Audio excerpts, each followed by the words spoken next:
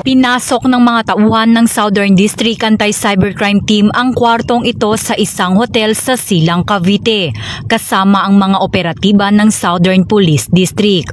Ayon sa biktima, nakilala nito ang suspect sa Telegram at nagsimulang magpalitan ng kanilang maseselang larawan.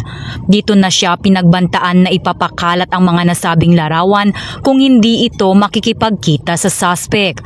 Dito na nagkasanang entrapment operation ang ating mga kapulisan na nagresulta sa pagkakaaresto kay alias Jonel, 28 anyos, residente ng Silang, Cavite. Kasalukuyang nasa kustodiya ng Southern District Anti-Cybercrime Team ang naarestong suspect at nasasangkot sa kasong grave coercion at photo and video voyeurism. Nakatuon tayo sa kaligtasan ng mga kababaihan at mga bata. Mahalaga para sa atin na maging mapanuri lalo sa mga gawain ng mga kabataan sa online at paggamit ng mga gadget na maaaring mag-record ng mga maseselan na video, sapagkat ito ay maaring magdulot ng malaking panganib tulad ng pagsasamantala at extortion.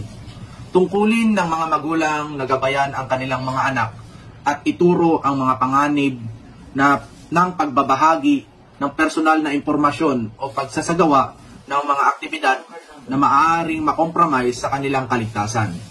Sa pamamagitan ng pagturo ng wastong paggamit ng internet, magtutulungan tayo ipaalam sa ating mga kasamahan, komunidad na magkaisa tayong kumilos upang protektahan ang ating mga sarili at mga mahal sa buhay. Maraming salamat po. Mula dito sa Campo Crame, ako si Patrolwoman Mary Grace Artizuela, nagbabalita para sa Police News Network, alagad ng batas, tagataguyod ng Balitang Pulis.